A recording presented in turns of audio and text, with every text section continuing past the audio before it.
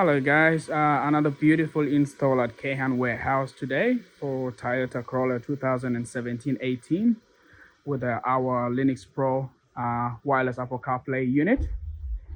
The car got factory reversing camera as well, as you can see. And I'm just going to jump in and show you how it's looking. Show you guys how it's looking. Okay.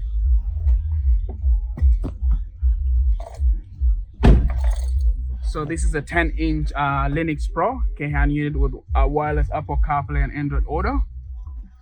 As you can see, steering wheel buttons, volume up, volume down, all working. All the commands are all working. Got radio, digital radio.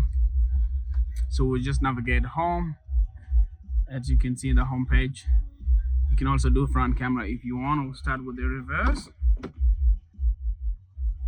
That's a factory camera, it's all working. And yeah, and I will also connect Apple CarPlay right now. Screen touch 10-inch unit. Volume up, volume down. Home button takes you to the radio. Band back. The unit got digital radio, which is that one. We'll just search.